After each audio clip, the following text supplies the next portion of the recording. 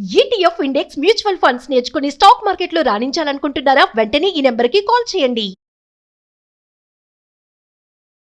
నమస్తే, welcome back to Suman TV. Present మనతో పాటు ఉన్నారు పబ్లిక్ స్పీకర్ రజనీ రామ గారు.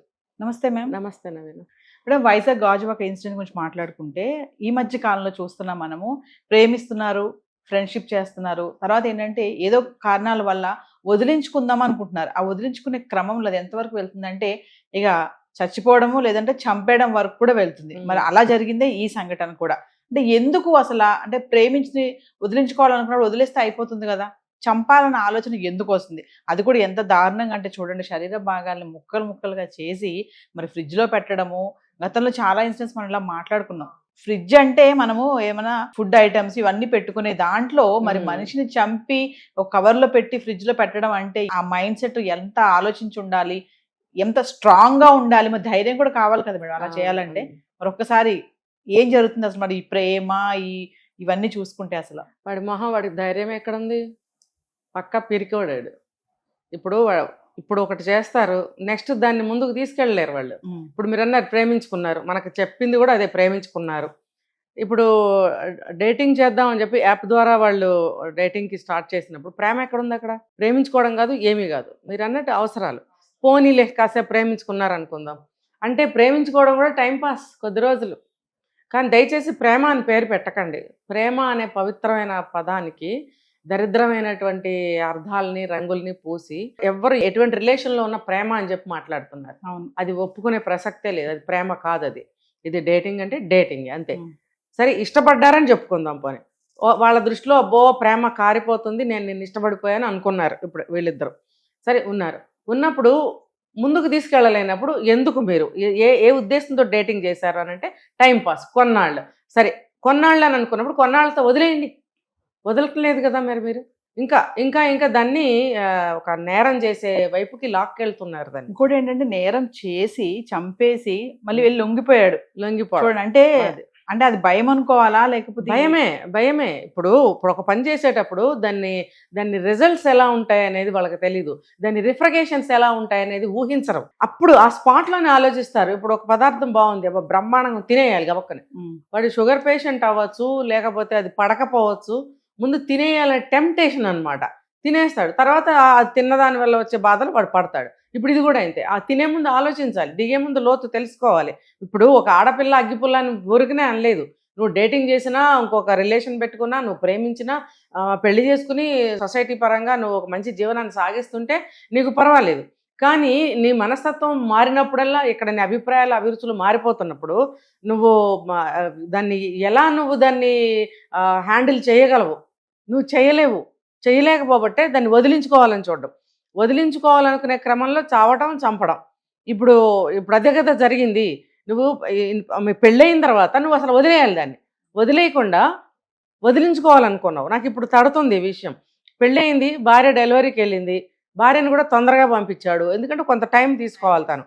ఎందుకు ఈ అమ్మాయిని వదిలించుకోవడానికి కొంత టైం కావాలంటే, ఇంట్లో భార్య ఉంటే ఇబ్బందిగా ఉంటుంది కాబట్టి కొంచెం ప్రైవసీ కోసం భార్యను పంపించాడు అనుకుందాం. లేదా అమ్మాయికి హెల్త్ బాగోక ముందుగానే పుట్టింటికి వెళ్తానని అని ఉండొచ్చు.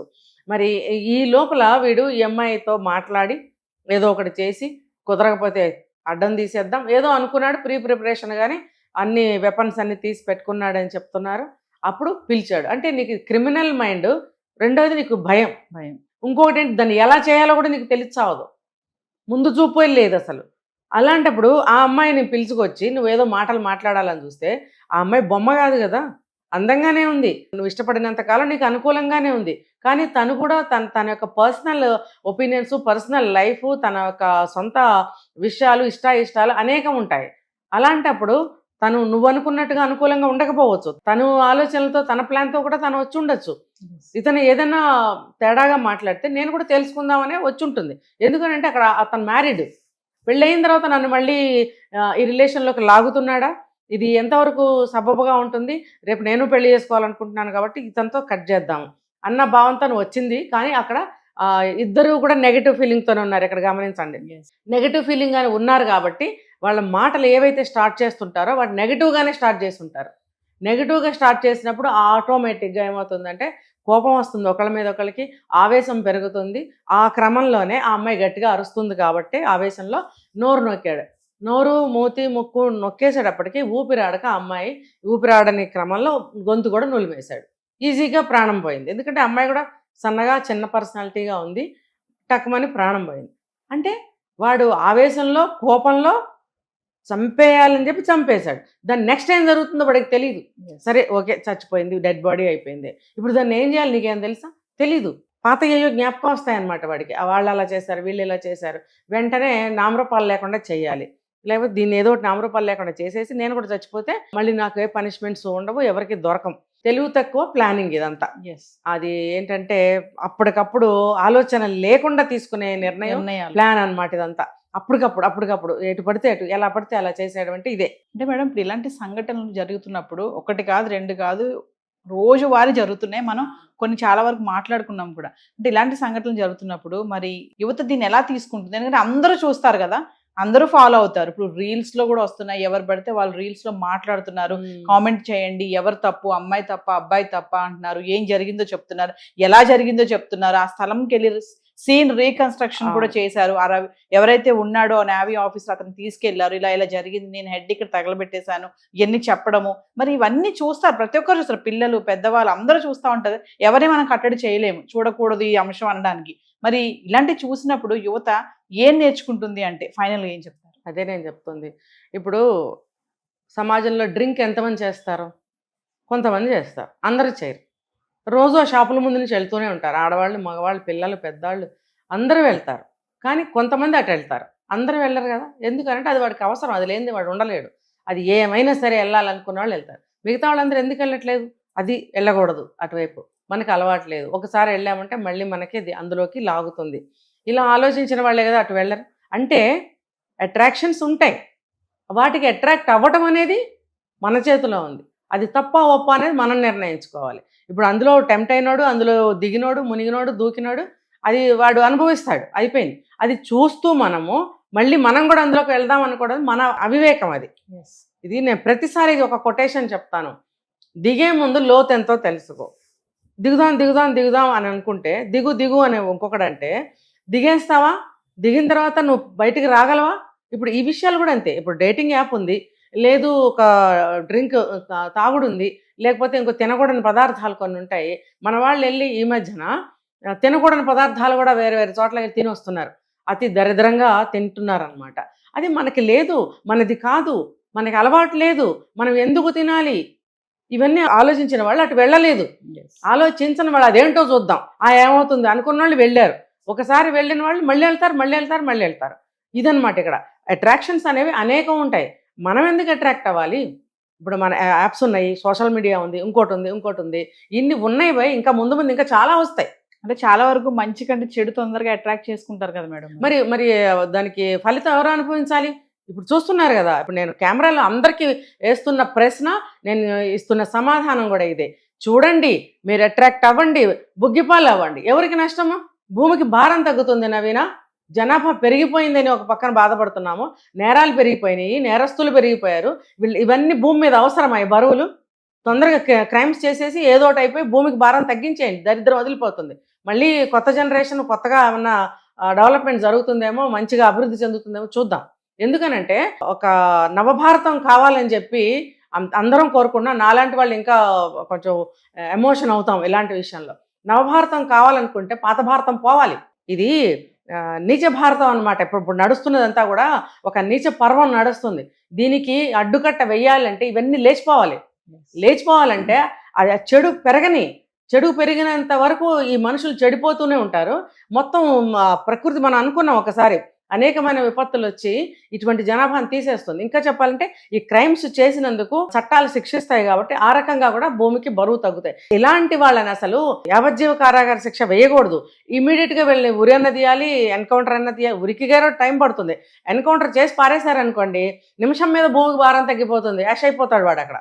ఎందుకంటే నేను చెప్తుంది ఈవిడ ఇలా ఎందుకు చెప్తుంది అంటే, భూమి చెడిపోతుంది, ఈ భూమి అపవిత్రం అయిపోతుంది, ఒక మంచికి స్థానం లేదు. ఏ మతం వాళ్ళైనా సరే, ఏ ఖురాన్ అయినా, బైబిల్ అయినా, భగవద్గీత ఏదైనా సరే, వాళ్ళ భగవంతుడు ఒకటే మంచిగా చెప్తాడు. ఏ మతంలోనైనా చెడు చేసేవాళ్ళు ఉన్నారు, ఎందుకు చేస్తున్నారు? అటువంటి చెడు పోవాలి భూమి మీద నుంచి. పోయినప్పుడు నవభారతం మళ్ళీ మొగ్గలేసి చిగుళ్ళేసి చక్కగా వికసిస్తుంది. ఇలాంటి క్రిమినల్స్ క్రైమ్స్ అన్నీ పోవాలి అని అంటే ఈ చెడు పెరగాలి. అట్రాక్షన్ అవుతున్నారు, మానరు, చెప్తే వినరు. ఇవన్నీ కూడా అట్రాక్ట్ అయ్యి అయ్యి అయ్యి అయ్యి వీళ్ళు నాశనం అవుతారు కదా, అప్పుడు భూమికి భారం తగ్గుతుంది. ఇప్పుడు చేసేటప్పుడు ఆలోచించరు, దిగేటప్పుడు లోతు తెలుసుకోరు, వచ్చే రిఫర్గేషన్స్ అసలు ఊహించరు. అంటే ఏదైనా వచ్చి మీద పడిపోయాక దెబ్బ తినేస్తారనమాట. ఎందుకు? వీడు కుటుంబ సభ్యులు బాధపడరా? ఎందుకు అలా చేస్తున్నారు? పుట్టిన బిడ్డకి ఒక నేరస్తుడు కూతురుగా ఆ పిల్ల జీవితకాలం మొయ్యాలి దాన్ని. ఆ తర్వాత ఆ భార్య కూడా మొయ్యాలి. తర్వాత ఆ పసిబిడ్డని అమ్మమ్మలు కానీ నాయనమ్మలు కానీ మేనమామలు కానీ చుట్టాలు కానీ ఎవరైనా ఎత్తుకోవాలంటే వీడే కనబడతాడు.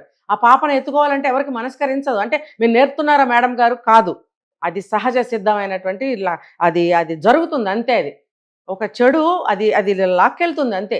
ఆ తల్లి పెంచాలన్నా సరే ఆ భర్త మొహం కనిపిస్తూ ఉంటుంది. ఆ తల్లికి కూడా ఏహైతే కలగచ్చు. ఆ బిడ్డ ఏం పాపం చేసిందని వీడు చేసిన పాపానికి ఆ పిల్ల అనుభవించాలి జీవితకాలం. ఇప్పుడు ఆ అమ్మాయి షెల్టర్ ఎవరు ఇస్తారు? ఆ అమ్మాయికి తల్లిదండ్రులు ఎంతకాలం ఇస్తారు? ఆ మనవరాలకి కానీ కూతురికి కానీ. ఇదంతా ఆలోచించడా వీడికి కావాల్సింది మళ్ళీ పాత దరిద్రపు సంబంధాన్ని పునరుద్ధరించుకోవటం కోసమో వదిలించుకోవటం కోసం. మీరు అన్నారు ఇందాక, ఇలా పిలిచి చంపేయడమా? చంపేస్తే నీ పరిష్కారం అయిపోయిందా? లేదు కదా. వెంటనే నువ్వు బుక్ అయ్యావు కదా. పైగా నువ్వు సాక్ష్యాలు లేకుండా చేసేసి నేను చచ్చిపోదాం అనుకుంటావా? అసలు నిమిషంలో నువ్వు పట్టుబడతావు కదా. ఇప్పుడు తప్పు చేసిన వాడు ఎప్పుడైనా భయపడతాడు, తప్పు చేశాక భయపడతాడు, చేసే ముందు భయపడ్డు. ఆ భయంతో వాడు ఎక్కడైనా ఎవిడెన్స్ లీక్ అన్నా చేస్తాడు, ఎవరికైనా ఇన్ఫర్మేషన్ అన్నా ఇస్తాడు. ఇన్ఫర్మేషన్ ఇచ్చాడు అంటే ఎవిడెన్స్ లీక్ చేసినట్టే. వీడు ఫ్రెండ్కి ఫోన్ చేసి ఇన్ఫర్మేషన్ ఇచ్చాడు, అది మరి ఎవిడెన్స్ లీక్ చేసినట్టే కదా. నేను ఇక్కడ ఉన్నాను, నేను చంపాను అని భయంతో చెప్పాడు. ఎవరికొకడికి చెప్పాలి కదా, లేకపోతే వాడు ఆ భయంతోనే చస్తాడు వాడు. కాబట్టి వెంటనే షేర్ చేసుకోవాలి. ఆ ఫ్రెండ్ మంచోడు కాబట్టి వెంటనే పోలీస్ స్టేషన్ కంప్లైంట్ ఇచ్చాడు. వాళ్ళ ఫ్యామిలీ మెంబర్స్ కూడా కంప్లైంట్ ఇవ్వబట్టి పట్టుబడ్డాడు. ఇప్పుడు వీడేమనుకున్నాడు? పట్టుబడకుండా చచ్చిపోదాం అనుకున్నాడు. నువ్వు పట్టుబడే చేస్తావు. ఫాదర్ కూడా ఒక రిక్వెస్ట్ చేస్తున్నాడు మేడం. అమ్మాయి ఫాదర్ ఎవరైతే ఉన్నారో రిక్వెస్ట్ ఏంటంటే, లాయర్స్ ఎవరు కూడా రవీంద్ర వైపు మద్దతు ఇవ్వకండి, నాకు న్యాయం జరగాలి, వాడికి శిక్ష పడాలి అని చెప్పేసి అని అంటున్నారు. ఫైనల్గా ఏం చెప్తారు? శిక్ష పడాల్సిందే. మద్దతు ఇవ్వకండి అని ఒకళ్ళు చెప్పాలా? మద్దతు ఎందుకు ఇస్తారు? నేను ఇప్పుడు ఇందాక చెప్పింది అదే. భూమికి ఇలాంటి వాళ్ళని తీసేస్తే భారం తగ్గుతుంది. అది అమ్మాయి అవనండి, అబ్బాయి అవనండి, ముసలాళ్ళు అవనండి, ఎవరన్నా అవ్వండి. ఒక క్రైమ్ చేస్తున్నారు అని అంటే ఎందుకు చేస్తున్నారు? క్రైమ్ చేసిన వాడు శిక్షార్హుడే కదా. వాడు సమాజంలో ఉండటానికి అర్హత లేనివాడనే కదా అర్థము. కాబట్టి వాడు జైల్లో ఉండాలి. జైల్లో వాడికి చక్కగా తిండి పెట్టి బొబ్బ పెడతారా మీరు? భూమి మీద తీసేయండి భయ్యా, తీసేయండి. మీకు ఆ చట్టాలు ఉన్నాయి, మీకు ఆ శిక్ష వేసే అర్హత జడ్జెస్కి ఉంటుంది. ఇలా ఒక మర్డర్ చేశారు అంటే మర్డర్కి మళ్ళీ వాడి చావే, ఉరి కానీ ఎన్కౌంటర్ కానీ. వాడిని 2 రోజులు ఉంచినా సరే మీ సెల్ అనవసరంగా నిండిపోతుంది. ఆ సెల్లో కూడా ఉంచడానికి అవసరం లేదు.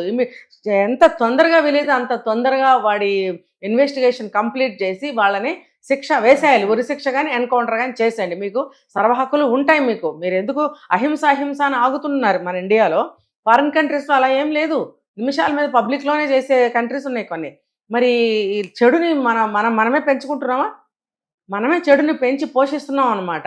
ఇప్పుడు భారతదేశానికి ఇంత చెడ్డ పేరు వస్తుంది అంటే మన చట్టాలు మార్చకపోతే, జడ్జిమెంట్స్ సరిగ్గా లేకపోతే ఈ క్రైమ్స్ బాగా పెరిగిపోతాయండి. క్రైమ్స్ పెరిగిపోతే మనం బాగు చేయలేం. ఇప్పటికే చెడ్డ పేరు వస్తుంది మనకి. కాబట్టి వీడికి ఇమ్మీడియట్గా శిక్ష వేసి ఈ కేసు క్లోజ్ చేసేయాలని నేను కోరుకుంటున్నాను. Thank you.